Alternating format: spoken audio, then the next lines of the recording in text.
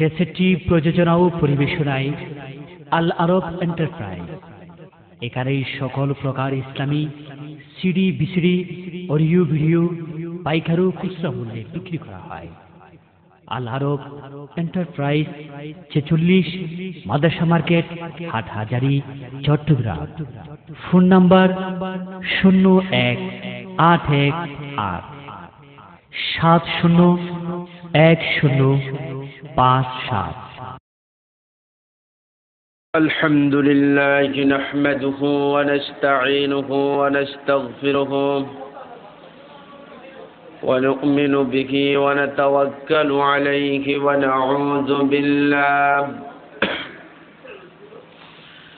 ونعوذ بالله من شرور أنفسنا ومن سيئات أعمالنا.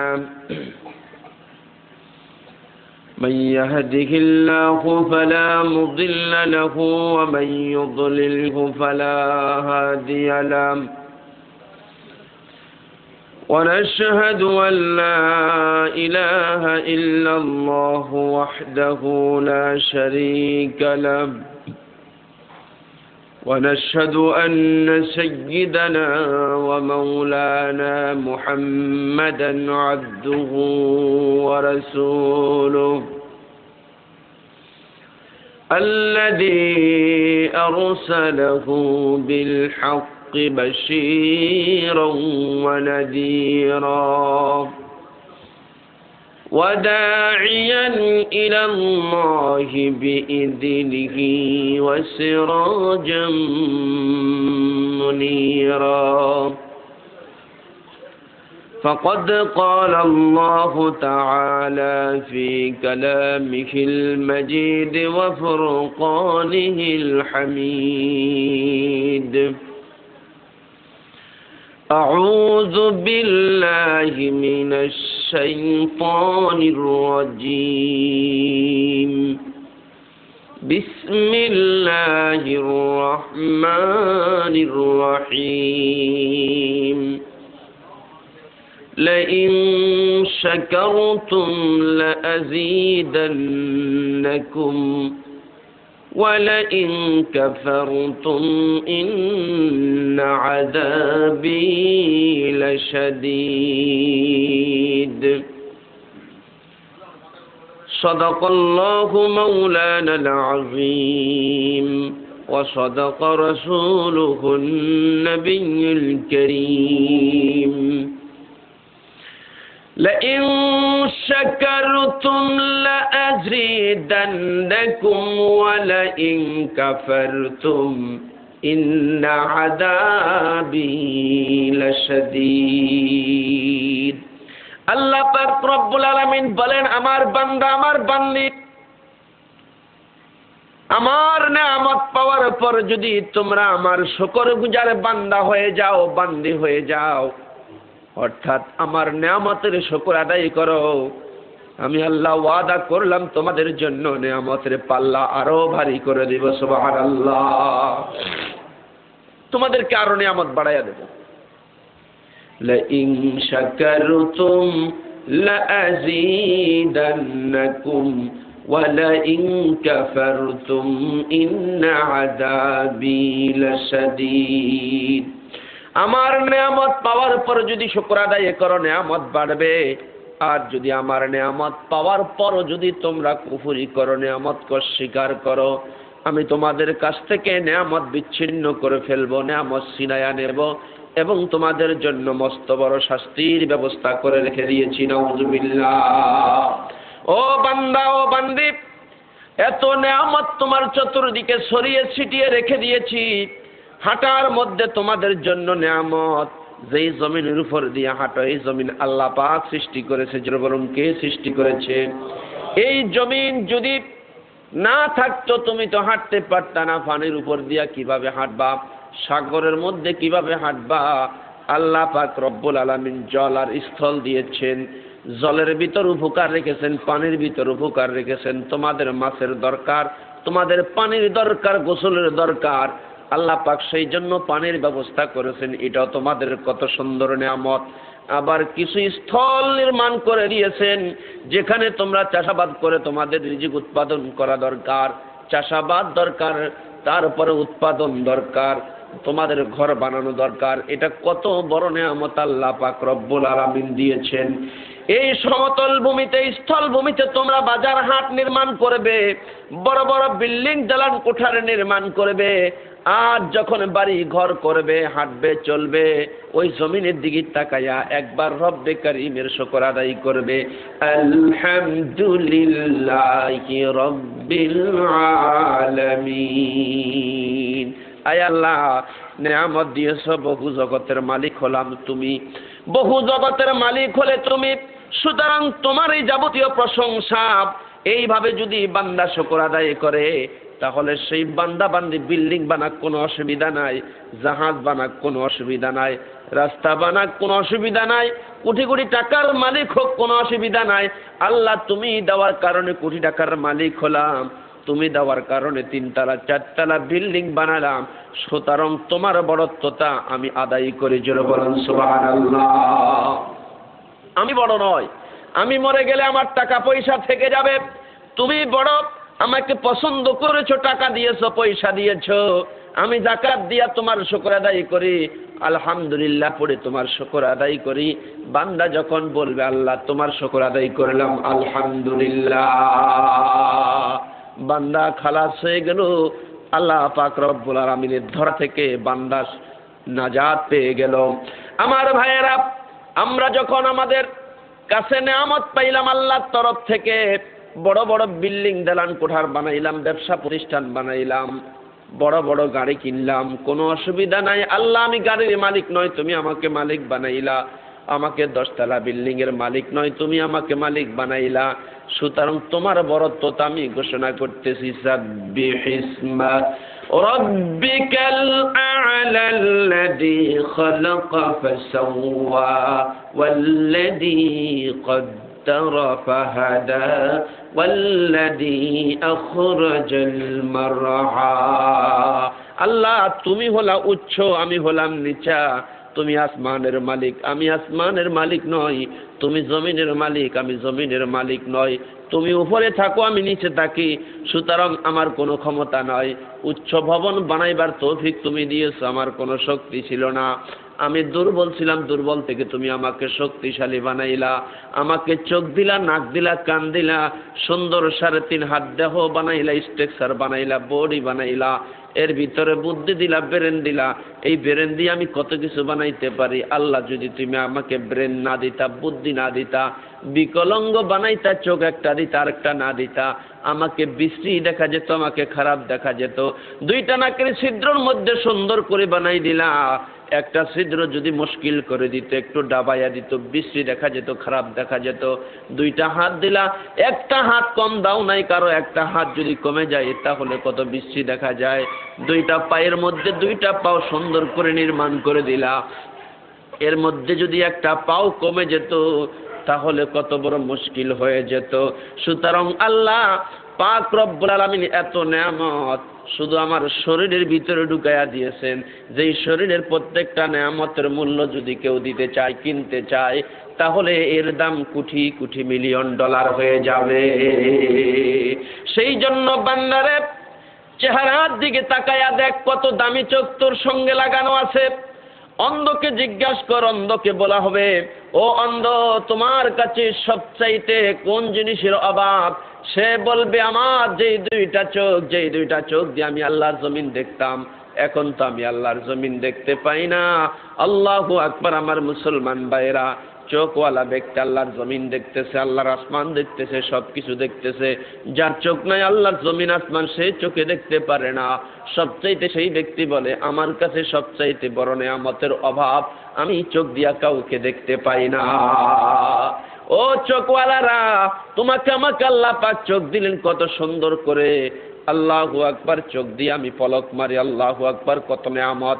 চোখের উপরে নিচে পশম লাগাই দিয়েছেন, দূর থেকে ধুলাবালি এসে চোখকে নষ্ট করে দিতে পারে, সেই জন্য বালু মেরে অর্থাৎ চোখের মধ্যে ইশারা মেরে সেই ছোট্ট ছোট্ট চুলগুলা দিয়া ওই সমস্ত ময়লাকে পরিষ্কার করার ব্যবস্থা চোখের উপরে নিচে লাগাই দিয়েছেন। কত সুন্দর নিয়ামত।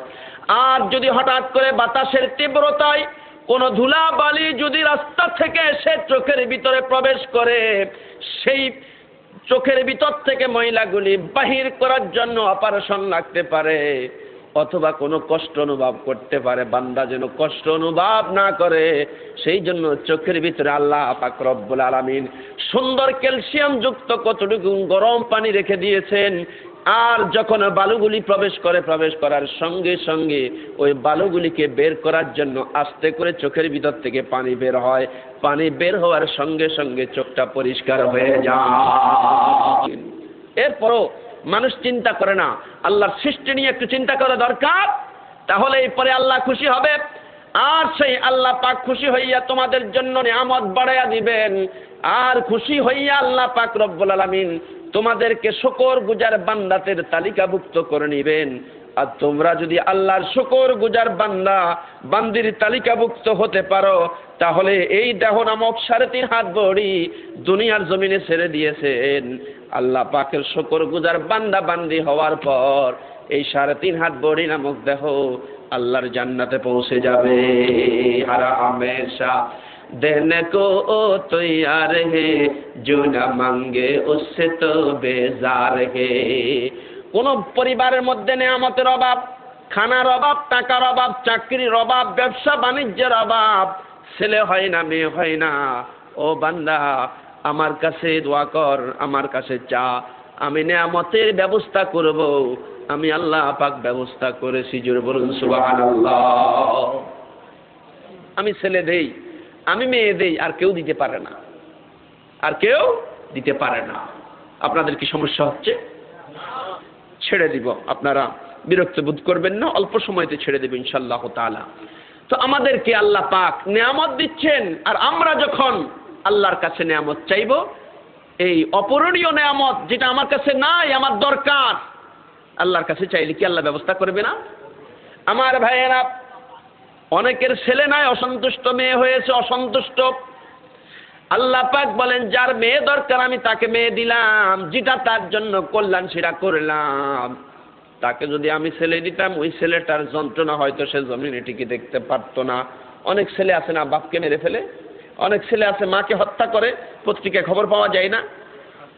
আমার মুসলমান ভাইয়েরা, আল্লাহ পাক বলেন কার ছেলে দরকার, আমি কাউকে ছেলে দেই, কাউকে শুধু মেয়ে দেই, কাউকে শুধু ছেলে দেই, আবার কাউকে ছেলেও দেই, মেয়েও দেই, আবার কাউকে ছেলেও দেই না, মেয়েও দেই না। কোনো পেরেশান হইও না, আমি আল্লাহ যা তোমার জন্য পছন্দ করেছি সেটাই তোমার জন্য নির্ধারণ করেছি। সুবহানাল্লাহ। ألم يكن نطفة من مني يمنى ثم كان علقة فخلق فسوى فجعل منه الزوجين الذكر والأنثى أليس ذلك بقادر على أن يحيي الموتى। কোরআনের মধ্যে দৃষ্টান্ত সবগুলি আছে। আমার আপনার জীবন চলার জন্য যে দৃষ্টান্ত দরকার সব কোরআন শরীফের ভিতরে আল্লাহ পাক দিয়েছেন। হাদিস শরীফ কোরআনের ব্যাখ্যা। পৃথিবীতে কোরআনের ওয়াজ দিয়া সারা জীবন চলে যাবে, বাহির থেকে অন্য কারো কিচ্ছা কাহিনী থেকে ওয়াজ আমদানি করা লাগবে না। আল্লাহু আকবার।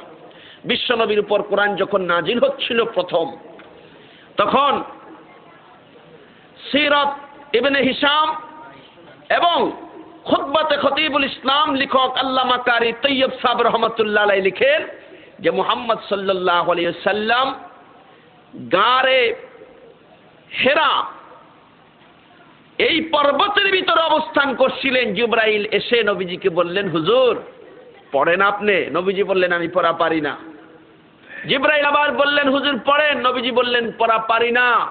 এইভাবে 3 বার বলেছেন। আল্লাহ পাক রব্বুল আলামিনের নবী 3 বার জিবরাইল প্রশ্ন করার পরেও বলছেন, আমি পড়া পারি না। 40 বছর তখন বয়স, নবুয়তের সূচনা।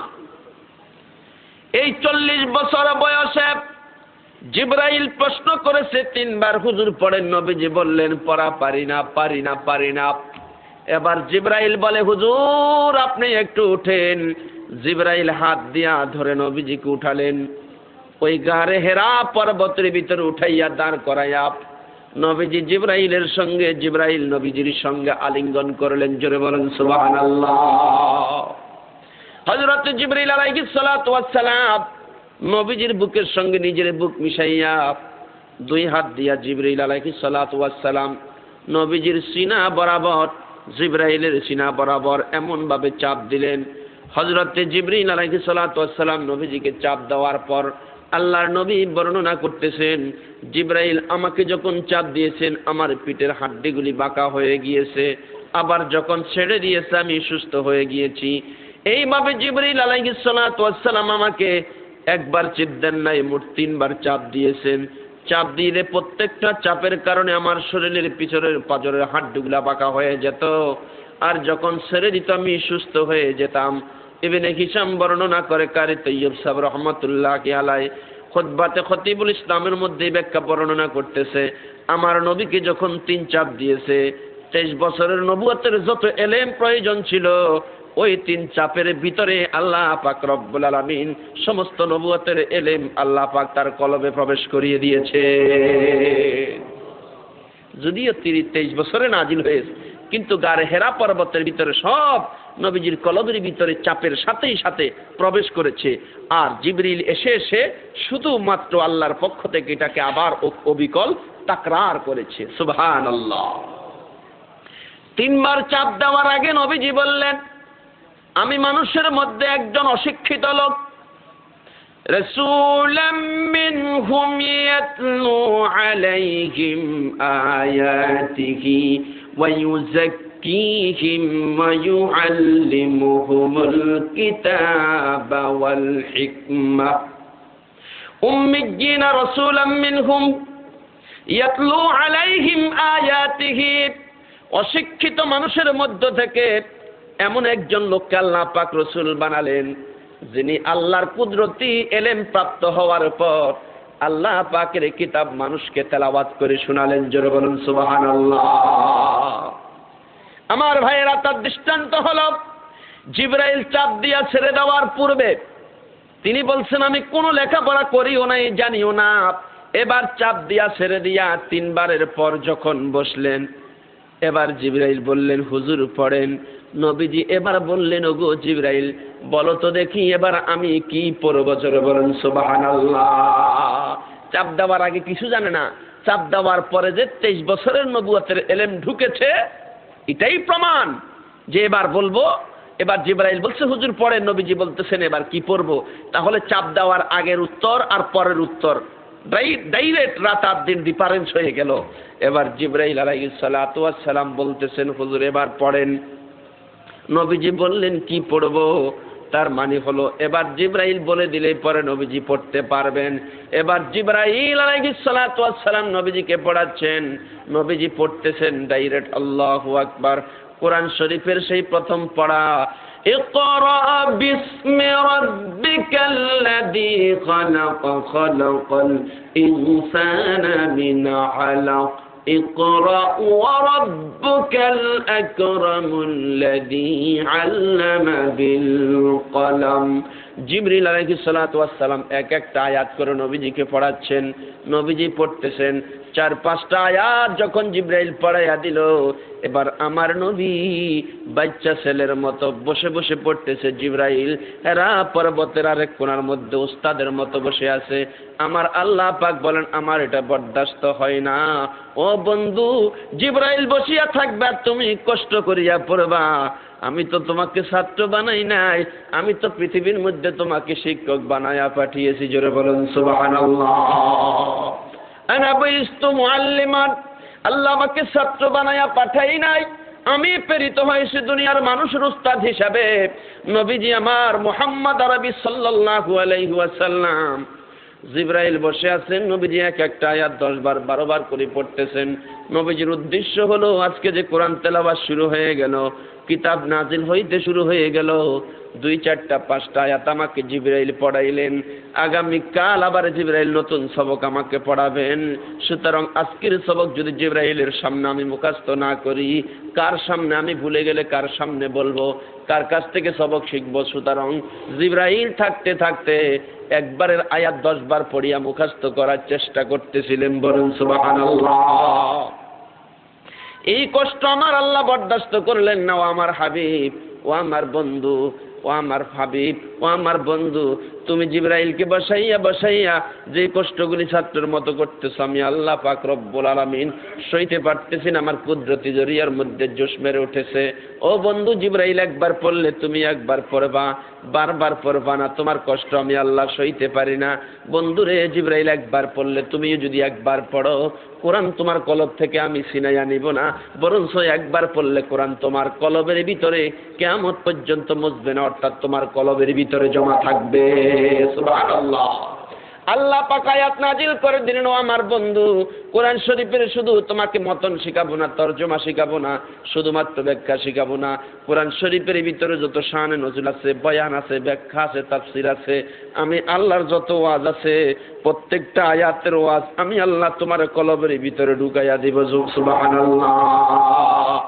আল্লাহ পাক রব্বুল আলামিন বলেন, লা তুহাররিক বিহি লিসানাকা লিতাআজালা বিহি ইন্না আলাইনা জামাআহু ওয়া কুরআনা ফাইদা ক্বরানাহু ফাত্তাবি' কুরআনা সুম্মা ইন্না আলাইনা বায়ানা।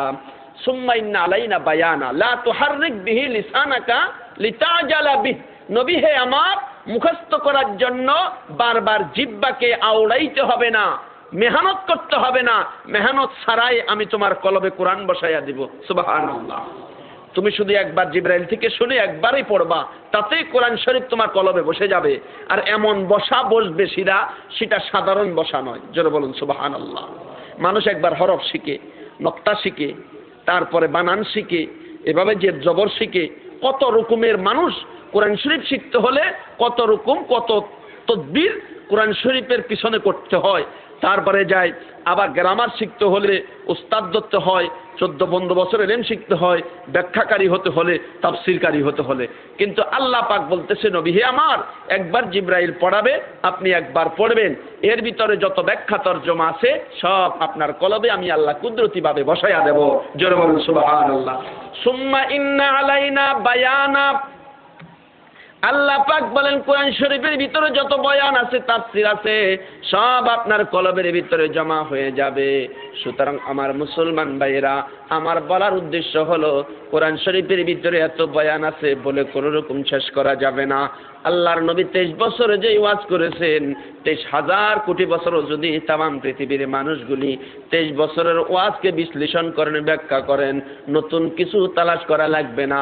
এই কোরআন শরীফের ভিতরে কোটি কোটি বছরের ওয়াজ আল্লাহ পাক প্রবেশ করিয়েছেন। সুবহানাল্লাহ। আমার বলার উদ্দেশ্য হলো, ভাইয়ের আমার, কোরআন শরীফ থেকে যেই শুকরিয়ার আয়াতটা পড়া হয়েছে, এই শুকরগুজার বান্দা হিসাবে আজকে সারা রাত শুকরের উপরে তেলাওয়াত করা যাবে, শুকরিয়ার উপরে বয়ান করা যাবে, এর ভিতরে কোনো শেষ নাই। এমন একটা গাইডলাইন, এমন একটা কনস্টিটিউশন আল্লাহ পাক দান করেছেন। আমার মুসলমান ভাইরা, একটু সচেতন হওয়ার চেষ্টা করি, একটু আমরা বুদ্ধি খাটাবার চেষ্টা করি। আমাদেরকে আল্লাহ পাক অনার্থক সৃষ্টি করেন নাই। আল্লাহ পাক আমাদেরকে তার শুকরগুজার বান্দা হওয়ার জন্য সৃষ্টি করেছেন, আমাদেরকে তার ইবাদত দাসত্ব গোলামির জন্য সৃষ্টি করেছেন। সুবহানাল্লাহ। মা খালাকতুল জিন্না ওয়াল ইনসা ইল্লা লিয়াবুদুন, আই ইল্লা লিয়ারিফুন। আল্লাহ পাক বলেন, আমি দুনিয়ার মধ্যে জিন এবং ইনসানকে আমার ইবাদতের জন্য, দাসত্ব করার জন্য সৃষ্টি করেছি। তারা আমার দাসত্ব করবে, আমার গোলামি করবে, আমার ইবাদত করবে, আমার প্রশংসা করবে, আমার তাসবিহ তাহলিল করবে। আমি সেই জন্য তাদেরকে সৃষ্টি করেছি, অনর্থক তাদেরকে সৃষ্টি করা হয় নাই। সুবহানাল্লাহ। সুতরাং আমার ভাইরা, নেয়ামতের দস্তরখান যখন চোখের সামনে চলে আসলো, খাইতে বসলাম, এক লোকমার ভিতরে কতগুলি দানা নিয়ে পেটের ভিতরে ঢুকাইয়া দিলাম, একটু গণনা করলাম না, একটু চিন্তা করলাম না, জিনিসগুলি কোত্থেকে আসলো, পরিপক্ক কিভাবে হলো, এই পর্যন্ত কিভাবে আসলো, কে ফাটালো, কোন জমিন থেকে উৎপাদন হলো, কি মেহনতে হলো। আজকের নাস্তিকেরা এটাকে স্বাভাবিক জিনিস মনে করে, এটাকে প্রাকৃতিক জিনিস বলে। আমার মুসলমান ভাইরা, আল্লাহর পক্ষ থেকে এসেছে এটা আজ পর্যন্ত তারা বিশ্বাস করে না। ও আমার ভাইরা, একটু যদি চিন্তা করতো তাহলে তাদের কালেমা পড়া ছাড়া, ইমান আনা ছাড়া তাদের জন্য কোনো পথ সামনে আর খোলা থাকতো না। তার কারণ হলো সমস্ত পৃথিবীর বিজ্ঞানীরা বড় বড় রাসায়নিক বোমা নির্মাণ করেছে, ক্লাস্টার বোমা নির্মাণ করেছে, B-52 বোমারু বিমান বানিয়েছে, গোয়েন্দা বিমান বানিয়েছে, মনুষ্যবিহীন বিমান বানিয়েছে, পৃথিবীর অত্যাধুনিক যন্ত্র তৈরি করেছে। আমার বাইরা কম্পিউটার, ওয়েবসাইট, ইন্টারনেট ইত্যাদি সমস্ত পৃথিবীর ডিজিটাল যুগ তারা তৈরি করেছে যন্ত্রের মাধ্যমে। আমার বাইরা যতই ডিজিটাল জিনিস তৈরি করুক না কেন, যত কম্পিউটারের মতো জিনিস তৈরি করুক না কেন, আমার মুসলমান ভাইয়েরা, আল্লাহ পাক আমাকে আপনাকে এমন মানুষ বানিয়েছেন, আল্লাহ পাক রব্বুল আলামিন এমন বিদ্যা বুদ্ধি আমাকে আপনাকে দিয়েছেন। সমস্ত বিদ্যা বুদ্ধি তামাম পৃথিবীর মানুষে খরচ করার পর এত বড় বড় বোমা বানিয়েছে, বিমান বানিয়েছে, কিন্তু তামাম পৃথিবীর মানুষ আর বিজ্ঞানীরা মিলে একটা চাল নির্মাণ করার ক্ষমতা রাখে না। ঠিক না ঠিক? ও মিয়া, বাজারে তো চিংড়ি মাছ খুব সস্তা দামে পাওয়া যায়, পারবে একটা চিংড়ি মাছ বানাতে? প্লাস্টিকের পারবে, সেটা কিন্তু বাড়বেও না কমবেও না, খাইতেও পারবেন না। ঠিক না ঠিক? আমার ভাইয়েরা, এই পুঁই শাকের কেজি 10 টাকা 12 টাকা। একটা পুঁই শাকের পাতা আপনাকে বানাইয়া দুধ যেটা আপনি খেতে পারবেন, প্লাস্টিকের পুঁই শাকের পাতা বানাবে, চাইতে পারবেন, দেখতে পারবেন, সৌন্দর্য অনুধাবন করতে পারবেন, কিন্তু খাওয়ার ক্ষমতা রাখেন না। জোরে বলুন ঠিক না ব্যাটি? ও আমার মুসলমান ভাইরা, বান্দা বান্দি যদি একটু চিন্তা করতো কোত্থেকে এতগুলি দানা আসলো, প্লেটের মধ্যে এতগুলি খাদ্য নিয়ে বসলাম, আহারে খাইতে খাইতে আব্দুল জব্বার হয়ে গেলাম। 40 টন খাদ্য আল্লাহ পাক রব্বুল আলামিন দিলেন, কোন প্রশংসা মুখ থেকে বের হলো না। ও দুনিয়ার মানুষেরা, এত টন খাদ্য দেওয়ার পরে খায়া পুরি শেষ করে ফেললা, একবারও কেন আল্লাহর শুকর আদায় করলে না? আলহামদুলিল্লাহি রাব্বিল আলামিন।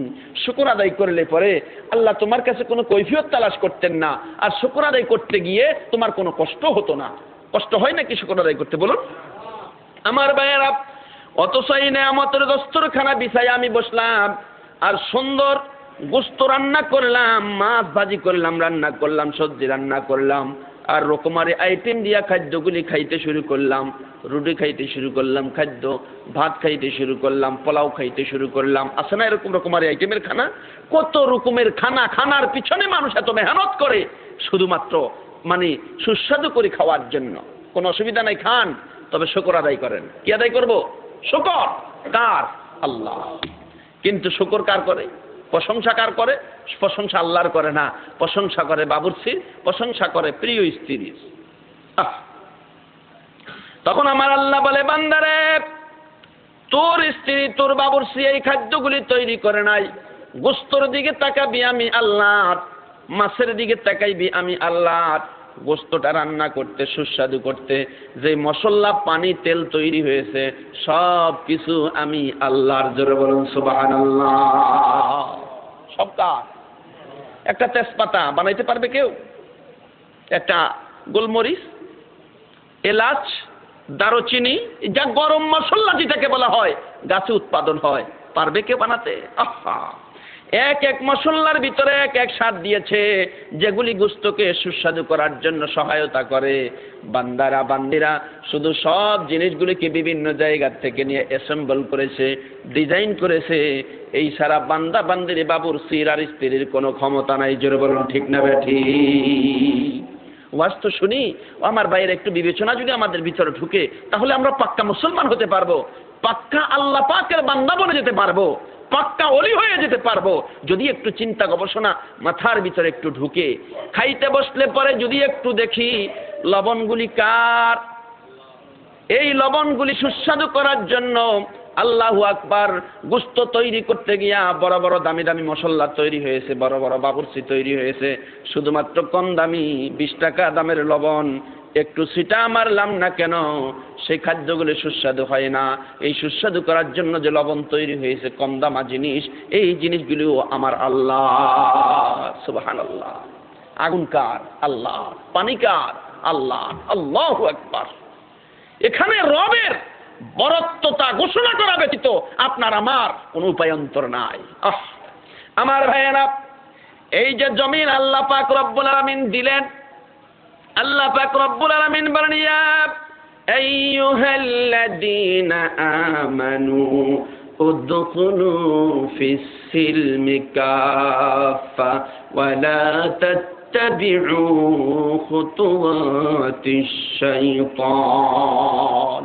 আল্লাহ পাক রব্বুল আলামিন বলেন, ও বান্দারা, পরিপূর্ণভাবে ইসলামের ভিতরে প্রবেশ করো, সিলমের ভিতরে প্রবেশ করো, আল্লাহ পাককে ভয় করার নীতি অবলম্বন করো।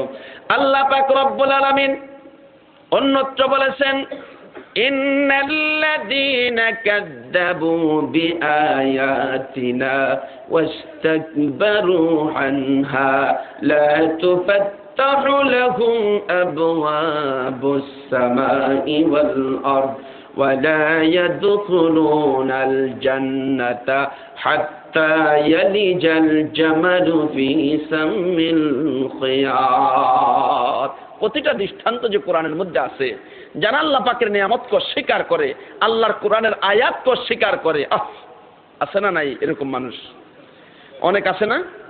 কোরআনের আয়াত মানে না, নবীজির হাদিস মানে না, এই পৃথিবীকে প্রাকৃতিক মনে করে, আল্লাহ পাক সৃষ্টি করেন না, এটা এমনি এমনি হয়ে গিয়েছে, এরকম লোক পৃথিবীতে আছে না? এদেরকে ইসলামের দৃষ্টিতে নাস্তিক বলা হয়। কি বলা হয়? মুরতাদ আর নাস্তিক বলা হয়। আমার ভাইয়েরা, আমার আল্লাহ পাক বলেন, ওই মিথ্যাবাদী নাস্তিকদের জন্য আসমানের দিকে কোনো দরওয়াজা খোলা হবে না। ইন্নাল্লাযীনা কাযযাবু বিআয়াতিনা ওয়াস্তাকবারু আনহা, যারা আমার আয়াতকে মিথ্যা প্রতিপন্ন করে এবং নিজের গায়ের জোরে অহংকারী করিয়া আল্লাহর বিধানকে পায়ের দাবানলে দিয়া অস্বীকার করে বসে, আল্লাহ পাক রব্বুল আলামিন বলেন, লা তুফাত্তাহু লাহুম আবওয়াবুস সামা, তার জন্য আসমানের রহমতের দরজা সমূহ খোলা হবে না। এখানে আবওয়াবুস সামা মানে অসংখ্য দরওয়াজা, আসমান থেকে রহমত আসার জন্য, বান্দার উপর রহমত বর্ষণ হওয়ার জন্য অসংখ্য দরওয়াজা আছে। আল্লাহ পাক এটাকে বলেন, লা তুফাত্তাহু লাকুম আবওয়াবুস সামা, আসমানের অসংখ্য দরওয়াজা রয়েছে, এই দরজা দিয়ে তার জন্য আল্লাহ পাক রহমত নিক্ষেপ করবেন না। তার জন্য রহমত বন্ধ, যারা কোরআনের সঙ্গে বেয়াদবি করে, যারা অহংকারী করে জমিনে চলাফেরা করে। আল্লাহ পাক আবার হুঁশিয়ার করছেন, অহংকারী করে কি করবা? জমিন ভাঙতে পারবা? আমার কি শক্তি আছে বলুন? আমি কি জমিন পাও দিয়া ভেঙে ফেলতে পারবো? লাথি মেরে কি পাহাড় ধ্বংস করতে পারবো? দৌড়াইয়া কি পৃথিবীর শেষ করতে পারবো?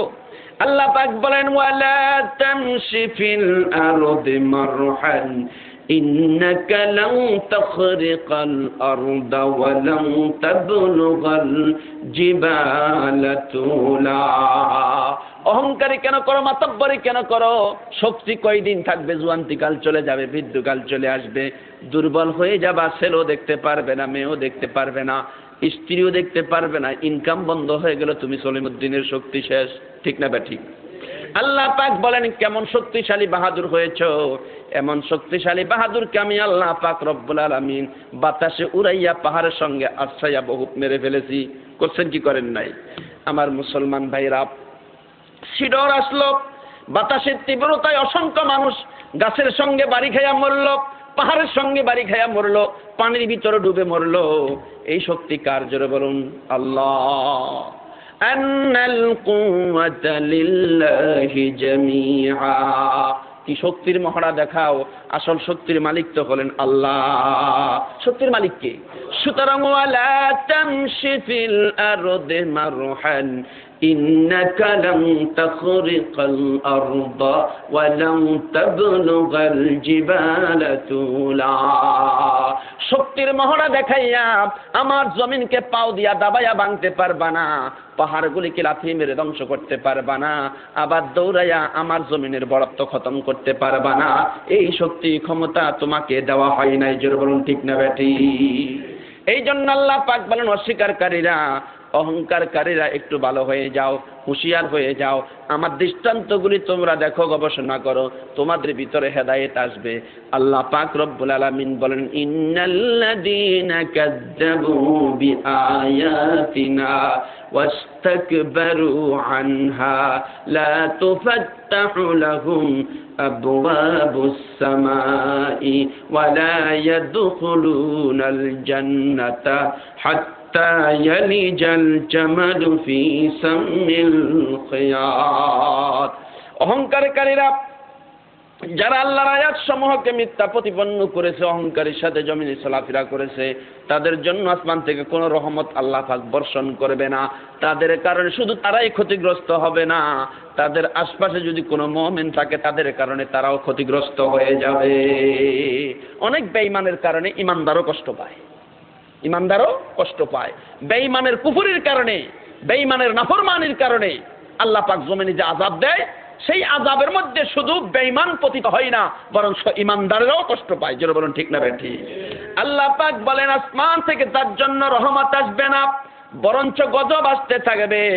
আর ওই বেঈমান মিথ্যাবাদী কাযযাব অহংকারীর জন্য আল্লাহ পাক রব্বুল আলামিন জান্নাতে প্রবেশ করা এমন কঠিন করে দিয়েছেন, ওয়ালা ইয়াদখুলুনাল জান্নাতা হাত্তা ইয়ালিজাল জামালু ফি সামিল খিয়াত। সূচের ছিদ্র দিয়া ওট প্রবেশ করা যেমন কঠিন, আল্লাহর অহংকারীরা, কোরআন অবিশ্বাসকারীরা, অহংকারীরা আল্লাহর জান্নাতে প্রবেশ করা এর চাইতে কঠিন।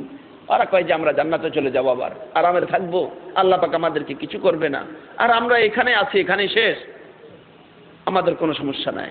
এরা এগুলি বলে থাকে। তো যাই হোক আমার মুসলমান ভাইয়েরা, রব্বে কারীম আল জালাল বলেছেন, ও দুনিয়ার মানুষেরা, আমি যে তোমাদেরকে নিয়ামত দিয়েছি শুকর আদায় করো, নিয়ামত তোমাদের জন্য বাড়াইয়া দেব। আর আমি আল্লাহ পাকের নিয়ামতের শুকর যদি আদায় না করো, তাহলে তোমাদের জন্য মস্ত শাস্তির ব্যবস্থা রয়েছে, আযাবের ব্যবস্থা রয়েছে। আল্লাহ পাক সেই আযাবগুলি থেকে আমাদেরকে হেফাজত করুন। জোরে বলুন আমিন। আপনাদের কষ্ট যখন হচ্ছে মুনাজাত করে দিই, কি বলেন? আরো কিছু বলবো? আল্লাহ আল্লাহ। তো আমার মুসলমান ভাইরা, খানার দস্তরখানা বিছানো হলো, খাদ্য চলে আসলো, এই খাদ্যগুলি খেতে বসলাম। প্রত্যেকটা দানার ভিতরে আলাদা আলাদা, আল্লাহু আকবার, প্রত্যেকটা দানা, অর্থাৎ যেই চাল আমি চাল সিদ্ধ করে ভাত বানালাম, আল্লাহু আকবার, একটা প্লেটের ভিতরে কতগুলা ভাত খেতে বসেছি। জীবনে কেউ কোনোদিন গণনা করেছি যে আমি এতগুলা ভাত খাচ্ছি? গণনা করি নাই। মুঠের ভিতরে কতগুলা, লোকমার ভিতরে কতগুলা নিয়েছি? গণনা করি নাই। আহা, আল্লাহু আকবার। একটু চিন্তার ব্যাপার আমার ভাইয়েরা। এই দানাগুলি আরো বহু দূর থেকে এসেছে, এখানে এসে যে হজম করে ফেলবো, খেয়ে ফেলে দিব, বহু দূর থেকে এই দানাগুলি আমার মুখের ভিতরে প্রবেশ করতেছে। আল্লাহু আকবার। এই দানাগুলি কয়েক মাস পূর্বে জমিনের ভিতরে রোপণ করা হয়েছে। কৃষকরা সেখানে কৃষি কাজ করার জন্য জমিনকে তৈরি করেছে। আল্লাহু আকবার। এই জমিনের মধ্যে উর্বরা শক্তি পয়দা হওয়ার জন্য আগে ভাগে আমার আল্লাহ আকাশ থেকে বৃষ্টি দিয়েছে। জোরে বলেন সুবহানাল্লাহ। আমার আল্লাহ যদি বৃষ্টি না দিত, পানি বর্ষণ না করত, এই দানাগুলি পেটে ঢুকার কোনো সম্ভাবনা ছিল না। ঠিক না বেটি? আমার ভাইয়েরা, আল্লাহ পাক রব্বুল আলামিন বলেন, ওয়া জাআলনা মিনাল মাই কুল্লা শাইইন হাই। দুনিয়ার সমস্ত জিনিসগুলিকে, নির্জীবগুলিকে উজ্জীব করার জন্য পানির ব্যবস্থা করেছি। আর পানি ছাড়া দুনিয়ার নির্জীব কোনোদিন চিরজীব হবে না। দুনিয়ার কোনো জীব, অর্থাৎ কোনো নির্জীব জীবিত হবে না। আল্লাহ পাক রব্বুল আলামিন আকাশে পানির ব্যবস্থা করেছেন, জমিনে পানির ব্যবস্থা করেছেন। জমিনের পানি যখন শুকাইয়া যায়, আল্লাহ পাক বঙ্গোপসাগরের মধ্যে তার কুদরতি মেশিন মারিয়া রাখে। সুবহানাল্লাহ। এমন কুদরতি মেশিন আল্লাহ পাক নিক্ষেপ করে, আর বাতাসের তীব্রতা ফেরেশতা অর্ডার পাইয়া আল্লাহু আকবার, বঙ্গোপসাগর থেকে, আটলান্টিক মহাসাগর থেকে, বিভিন্ন লবণাক্ত সাগর থেকে পানি আকাশের দিকে আল্লাহ পাক উঠান।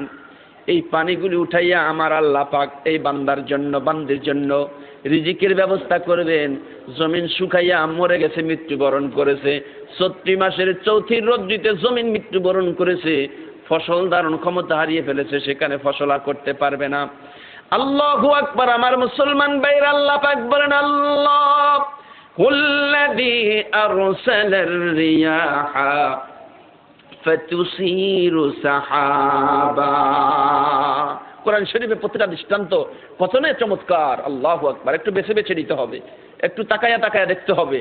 আল্লাহ পাক বলেন, আল্লাহুল্লাযী আরসালার রিয়াহা ফাতুসিরু সাহাবান ফাসুকনাহু ইলা বালাদিন মাইয়িতিন ফাআহইয়ানা বিহিল আরদা বা'দা মাউতিহা কাযালিকান নুশুর। আমার রব কেমন? আল্লাহু আকবার। এখানে একটা দৃষ্টান্ত দিতে গিয়া আল্লাহ পাক আরেকটা দৃষ্টান্ত এনে দিয়েছেন, অর্থাৎ আল্লাহ পাকের যুক্তি। এই যুক্তিটা এখানে উপস্থাপন করলে বান্দাদের মুমিন হওয়া সহজ, ইমানদার হওয়া সহজ। আমি বুঝাই দিচ্ছি যুক্তিটা। আল্লাহ পাক বলেন, ও বান্দা ও বান্দী, আমার যে শুকরগুজার হও না, আমার শুকরগুজার বান্দা কেন হও না? আমি যে নেয়ামত তোমাদেরকে খাওয়াই, এই নেয়ামত খাওয়ানোর পূর্বে নেয়ামত আসার জন্য আমি আল্লাহ পাক রব্বুল আলামিন কত কোটি কোটি ফেরেশতা জমিনের মধ্যে নিযুক্ত করেছি তোমাদের, যাতে করে নেয়ামতের কোনো অভাব না হয়। আল্লাহু আকবার। তাফসীরের কিতাব রুহুল বায়ান রুহুল মানের মধ্যে লিখে, এক একটা মানুষ এক একটা দানা যে মুখের ভিতরে প্রবেশ করায়, সেই চালকে বাদ বানায় যে মুখের ভিতরে প্রবেশ করানো পর্যন্ত, হজম হইয়া পেট থেকে বাহির হওয়া পর্যন্ত, প্রতিটা দানার পিছনে জমিন থেকে শুরু করে পেট পর্যন্ত হজম হওয়া পর্যন্ত এক একটা দানার পিছনে আল্লাহর কুদরতি 70,000 ফেরেশতা মেহনত করেছে। আহা, কত হাজার! 70,000। এবার চিন্তা করুন, একটা লোকমার ভিতরে কত কোটি ফেরেশতা মেহনত করেছে, এক প্লেট ভাতের ভিতরে কত কোটি ফেরেশতা মেহনত করেছে। সুবহানাল্লাহ। এই জন্য আমার আল্লাহ পাক রব্বুল আলামিন বলেন, ও আমার বান্দা, ও আমার বান্দি, একটু তাকায়া দেখ খানার দিকে, নজর করে দেখ তোদের আইটেমের দিকে, নজর করে দেখ কখনো পেটে ক্ষুধা লাগে, কখনো পেট ভর্তি হয়ে যায়। যখন ক্ষুধা লাগে কে তোদেরকে খেতে দেয়? যখন তোদের ক্ষুধা নিবারণ করার দরকার হয়, কোথার থেকে খাদ্যগুলি আসে? দুনিয়ার কোনো বিজ্ঞান তো সেই খাদ্যের ব্যবস্থা করতে পারে না। আমি আল্লাহ ব্যতীত কে তোদের সুন্দর এই বন্দোবস্ত করবে? সেই জন্য আল্লাহ পাক বলেন, ও বান্দা বান্দি শোনো, খাদ্য নির্মাণ করার জন্য, খাদ্যের উৎপাদন বাড়াবার জন্য আমি আল্লাহ পাক রব্বুল আলামিন মৃত্যু জমিনকে কেমন করে সুন্দর করে চিন্তা করার ব্যবস্থা করেছি। কুদরতি মেশিন ফেরেশতার মাধ্যমে আকাশ থেকে বঙ্গোপসাগরের লবণাক্ত পানির ভিতরে মেরেছি। এই লবণাক্ত পানিগুলি যদি জমিনের মধ্যে ছিটাইয়া দিতাম, তাহলে জমিন ধ্বংস হয়ে যেত, জ্বলে যেত, পুড়ে যেত লবণের তাপে। আমি আল্লাহ পাক কুদরতের দ্বারা লবণগুলি একদিকে নিয়ে গেলাম, সেখান থেকে ছাড়াইয়া আমি আল্লাহ পাক তোমাদের জন্য মিষ্টি পানি আলাদা করে ফেললাম। সুবহানাল্লাহ। লবণাক্তগুলি একদিকে চলে গেল, মিষ্টিগুলি আরেক দিক হয়ে গেল। এবার মিষ্টি পানির বিশাল মহাসাগর আমি আল্লাহ আকাশে নির্মাণ করেছি তোমাদের জন্য। বিশাল মহাসাগর শুধু জমিনে নয়, আমি আল্লাহ পাক মিষ্টি পানির সাগর লবণাক্ত থেকে মিষ্টি বানাবার জন্য বিশাল সাগর আকাশের মধ্যে রেখে দিয়েছি। যখন যেই বান্দার যেই জমিনের মধ্যে পানি দরকার, আমি আল্লাহর কুদরতি ফেরেশতারা সেই পানি বাতাসের সাহায্যে ছড়িয়ে দেয়। জোরে বলেন সুবহানাল্লাহ। আল্লাহুল্লাযী আরসালার রিয়াহা ফাতুসিরু সাহাবা ফাসুকনাহু ইলা বালাদিন মাইয়িতিন ফাআহইয়ানা বিহিল আরদা বা'দা মাউতিহা কাযালিকান নুশুর। এই যে জমিন মৃত্যুবরণ করল, 34 মাসে ফেটে শুকাই গিয়েছে, কিছু ধারণ ক্ষমতা তার নাই। এই জমিনকে উর্বরা শক্তি দেওয়ার জন্য, ফসল ধারণ ক্ষমতা পাওয়ার জন্য আমি আল্লাহ পাক রব্বুল আলামিন বঙ্গোপসাগরের মধ্যে কুদরতি মেশিন মারিয়া লবণাক্ত পানিগুলি আকাশ উঠাইয়া একদিকে মিষ্টি পানি আর একদিকে লবণাক্ত পানি সব আলাদা করে ফেলেছি। এবার এই মিষ্টি পানিগুলোকে বিন্দু বিন্দু বৃষ্টি বানাবার জন্য ফেরেশতাকে অর্ডার দিলাম, কিছু মেঘ পাকিস্তানে নিয়ে যাইবা, কিছু মেঘ ইন্ডিয়াতে নিয়ে যাইবা, রাশিয়াতে নিয়ে যাইবা, বাংলাদেশে নিয়ে যাইবা, অমুক অমুক অঞ্চলে নিয়ে যাইবা। বাতাসের সাহায্যে ফেরেশতারা তখন ওই মেঘগুলি সেখানে নিয়ে যায়। আর নিয়ে যাওয়ার পর জমিন যে মৃত্যুবরণ করেছে ওই মৃত্যু জমিনকে জিন্দা করার জন্য আমি আল্লাহর কুদরত বিন্দু বিন্দু করে বৃষ্টি বৃষ্টি ফোঁটা ফোঁটা পানি ছেড়ে দেয়, যে পানিগুলি পাওয়ার পরে মৃত্যু জমিন ফসল ধারণের জন্য প্রস্তুত হয়ে যায়। আল্লাহ পাক বলেন কাযালিকান নুশুর, তোমাদের কি ঈমান আসে না যে আমি তোমাদেরকে যে মৃত্যু জমিন যেভাবে জিন্দা করে দিলাম, তোমাদেরকে ঈমান আসে না যে তোমরা মরে গেলেও পরে আমি আল্লাহ তোমাদেরকে এভাবে জিন্দা করতে পারবো? এখানে একটা হেদায়েত। ওই যে বললাম যে যুক্তি আল্লাহ পাকের, যে কোথা থেকে কোথায় নিয়ে যুক্তি খাটালেন যে বান্দা যাতে এই যুক্তির দ্বারা হেদায়েত হয়ে যায়। ও বান্দা, তোমাদের তো বিশ্বাস হয় না যে তোমরা মনে করেছো এই দুনিয়া থেকে মরে যাওয়ার পর তোমরা আর জিন্দা হবে না, কিন্তু আমি আল্লাহ পাক জমিনকে জিন্দা করতে পারলাম, মরা জমিনকে পানি দিয়ে জিন্দা করতে পারলাম, তোমরা বললে কি আমি জিন্দা করতে পারবো না?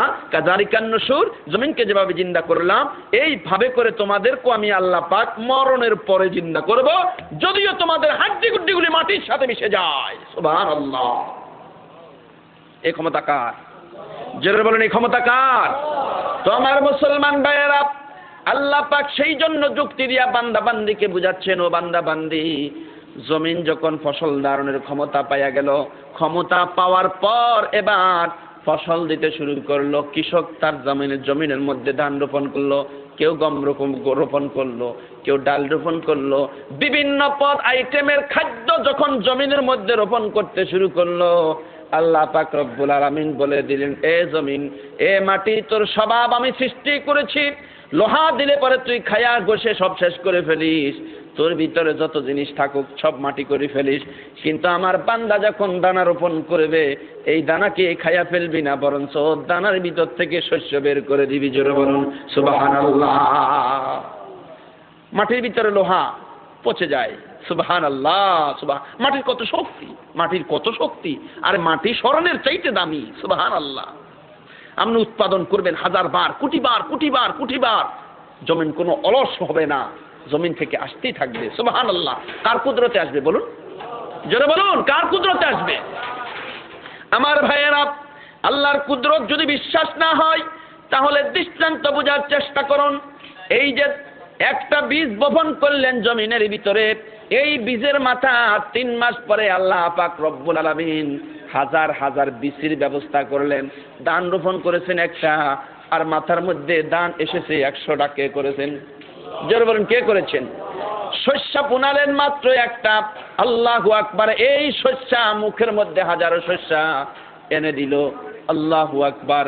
কিন্তু আপনি যদি চিন্তা করতেন এত দেরি করতে পারবো না, জমিনের ভিতর থেকে যেহেতু একটা রোপণ করলে 1000 আসে, 1000 রোপণ করলে 1 লক্ষ আসে, এত দেরি করতে পারবো না, চাষাবাদ করতে পারবো না, এই চিন্তা করে যদি কোনো কৃষক আর কিষানি যদি জমিনের 3 মাইল 4 মাইল 14 মাইল গভীরও যদি খন্তা দিয়া কাটিয়া, লোহা দিয়া কাটিয়া যদি সেগুলি অগ্রিম বের করতে চায়, খোদার কসম 3 মাইল 4 মাইল গভীরও চলে যেতে পারবে। আল্লাহু আকবার। 3 মাস পরে একটার ভিতরে যে 100টা পেত, 1000 পেত, আল্লাহর কসম জমিন কর্ষণ করে তারা একটাও তালাশ করে খাদ্য পাবে না। তাহলে কে দেয় এগুলা? আওয়াজ করে বলুন, কে দেয়? সুতরাং আল্লাহ পাক বলেন, আমি যেহেতু দেই তোমাদের একিন যদি হয় তাহলে আমার শুকর আদায় করো। আলহামদুলিল্লাহি রাব্বিল আলামিন। জবান খুলে সুন্দর করে পড়া দরকার, আলহামদুলিল্লাহি রাব্বিল আলামিন। যাবতীয় প্রশংসা বহু জগতের মালিকের আল্লাহর। জোরে বলুন, কার? हर हमेशा देने को तो तैयार है, जो न मांगे उससे तो बेजार है। রিজিকের অভাব, ছেলে মেয়ের অভাব, বড় মেয়ে হয়ে গিয়েছে, উপযুক্ত স্বামীও পাই না, বিবাহ দিতে পারি না। আবার যে বিবাহের উপযুক্ত স্বামী আসে কিন্তু যৌতুকের যন্ত্রণা দিতে পারি না। ডাইরেক্ট কাবা ঘরের মালিক আছেন আল্লাহ পাক রব্বুল আলামিন বলেন, আমি যে ঘর সৃষ্টি করেছি আমি সেই কাবা ঘরের মালিক। ও কাফের বেঈমানেরা, সমস্ত দিক থেকে মুখ ফিরাইয়া এই ঘরের মালিকের দিকে আসো, এই ঘরের মালিক তোমাদের সমস্ত জরুরত পূরণ করবে। সুবহানাল্লাহ। কুরাইশদেরকে আল্লাহ পাক রব্বুল আলামিন ডাকলেন, ও পৃথিবীর সবচাইতে বিরাট বংশ, বিরাট বংশ। কুরাইশ মানে হলো বিরাট বড়। কুরাইশ মানে কি? সূরা কুরাইশ, অর্থাৎ এই বিরাট বংশের মূর্খতার কারণে আল্লাহ পাক হেদায়েত স্বরূপ এই সূরা নাজিল করে কুরাইশদেরকে বলতেছেন, মূর্তি পূজা ছেড়ে দাও, পাথর পূজা ছেড়ে দাও। পাথরের কাছে কেন চাও, মূর্তির কাছে কেন চাও? আমি এই আল্লাহ এই ঘরের মালিক। ফালিয়াবুদু রাব্ব হাযাল বাইত, যা দরকার এই ঘরের মালিকের ইবাদত করো, তোমাদের যা প্রয়োজন এই ঘরের মালিককে সিজদা করো। কোন ঘর? ফালিয়াবুদু রাব্ব হাযাল বাইত, কাবা ঘরের মালিককে। যেই দিকে ফিরে আমরা নামাজ পড়ি সেই ঘরের মালিক হলেন আল্লাহ। কুরাইশদেরকে বলতেছেন আল্লাহ পাক, ও বড় বংশরা, তোমরা এই ঘরের মালিকের ইবাদত করো, দাসত্ব করো, গোলামি করো, তাহলে তোমাদের খাদ্যের প্রয়োজন হোক, তোমাদের যে কোনো জরুরত হোক, ব্যবসা বাণিজ্যের আয় উন্নতির দরকার হোক, তোমাদের ছেলে মেয়ের দরকার হোক, এই ঘরের মালিকের ইবাদত করো। فَلْيَعْبُدُوا رَبَّ هَذَا الْبَيْتِ الَّذِي أَطْعَمَهُم مِّن جُوعٍ وَآمَنَهُم مِّن خَوْفٍ। আল্লাহ পাক রব্বুল আলামিন বলেন, এই ঘরের মালিকের ইবাদত করো, ক্ষুধার সময় খানার ব্যবস্থা করব এবং ভয়ের সময় আমি আল্লাহ নিরাপত্তার ব্যবস্থা করব। সুবহানাল্লাহ। তাহলে মানুষের খাদ্য আর নিরাপত্তা এই দুটা জিনিস খুব জরুরি, ঠিক না? ক্ষুধা লাগলে আমরা খেতে যাই, পিপাসা লাগলে পান করতে যাই, তাহলে এগুলি খাদ্য, অর্থাৎ এই জিনিসটা আমাদের জরুরি।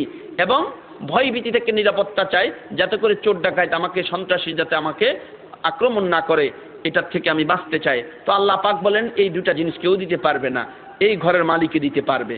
আল্লাহ পাক কুরাইশদেরকে বলছেন এই ঘরের মালিকে দিতে পারবে, সুতরাং মূর্তি আর পাথর পূজা তোমাদের এগুলি সমাধান করতে পারবে না। এই ঘরের মালিকের ইবাদত করো। আল্লাযী আত'আমাহুম মিন জু' ওয়া আমানাহুম মিন খাউফ। ক্ষুধার সময় যদি খেতে চাও, ভয়ের সময় যদি নিরাপত্তা চাও, তাহলে কুরাইশেরা এই ঘরের মালিকের ইবাদত করো। সুতরাং আমাদের জন্য এটা দৃষ্টান্ত, আমাদের জন্য এটা একটা হেদায়েত। আমাদের ছেলে মেয়ে বড় হয়ে গেলে আমরা যদি কোনো অলির কাছে, বুজুর্গের কাছে, মাজারের কাছে যাই, এটা আমাদের জন্য খুব অসহায়ত্ব, কলঙ্ক। আমরা সেখানে যাব না, বরঞ্চ ডাইরেক্ট আল্লাহর কাছে যাব। অলি থাকুক, বুজুর্গ থাকুক, তার জিয়ারত করব, তার জন্য আল্লাহর কাছে দোয়া করব।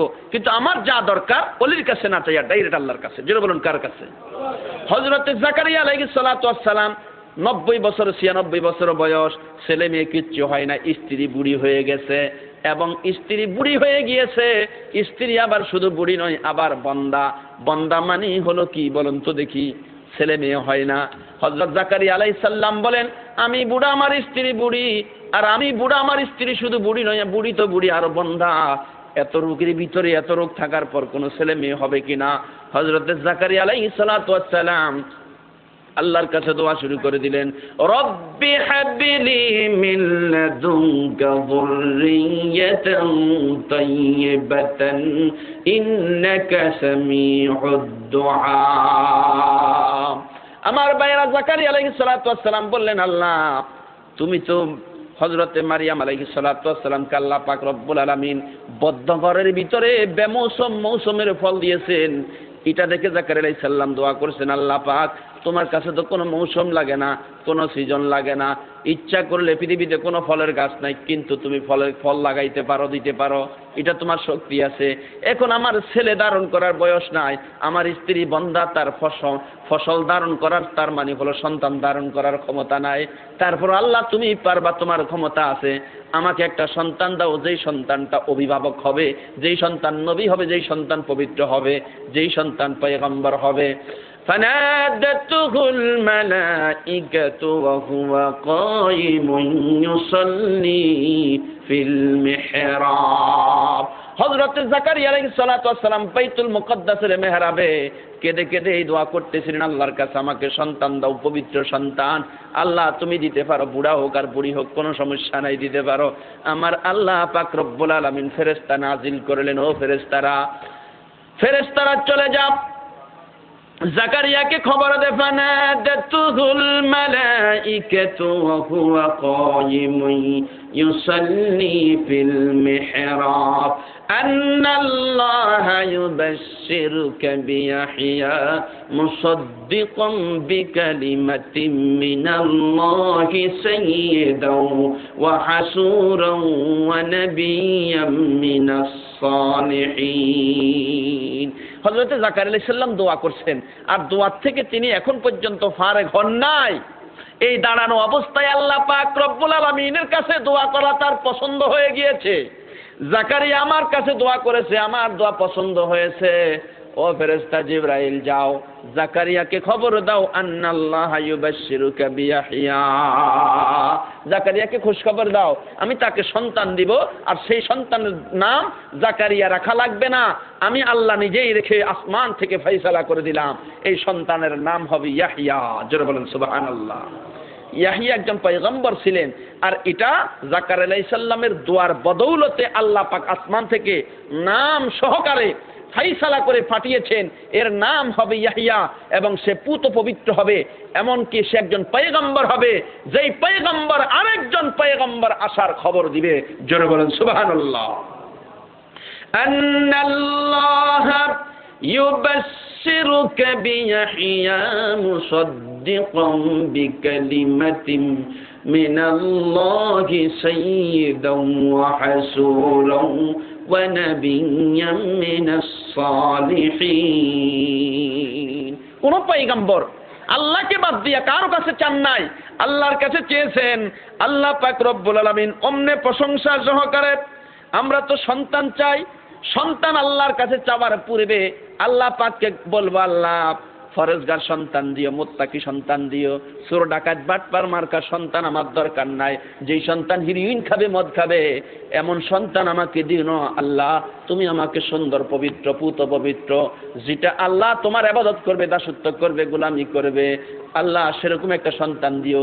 এরকম দোয়া করা আমাদের জন্য সুন্নত হয়ে গিয়েছে। কোন বান্দা বান্দি যদি এরকম দোয়া করে কাকতি মিনতি করে, আল্লাহ পাক তাকে নেক সন্তান দিবেন। জোরে বলেন সুবহানাল্লাহ। জাকারিয়া আলাইহিস সালাম নেক সন্তানের দোয়া করেছেন, যুররিয়াতান তাইয়্যিবাতান ইন্নাকা সামিউদ দুআ, আল্লাহ আমি দোয়া করতেছি, তুমি শুনতেছো, আমাকে একটা সন্তান দান করো পুত পবিত্র, যেই সন্তান পুত পবিত্র হবে তোমার প্রশংসা করবে, দাসত্ব করবে, গোলামি করবে, এরকম তোমার শুকর আদায় করবে, এরকম সন্তান দান করো। সুবহানাল্লাহ। আল্লাহ পাক রব্বুল আলামিন দোয়ায় সন্তুষ্ট হইয়া এমন একটা সন্তানই দান করলেন। আল্লাহ পাক বলেন তিনি সৈয়দ হবেন, তিনি সর্দার হবেন, তিনি নবী হবেন, তিনি আল্লাহর প্রশংসাকারী হবেন, তিনি আরেকজন পয়গম্বর, তিনি শুধু পয়গম্বর হবেন না, আরেকজন সত্য পয়গম্বরের সংবাদ দিবেন। সুবহানাল্লাহ। এত প্রশংসা করে আল্লাহ পাক একটা সন্তানের খোঁজখবর দিলেন।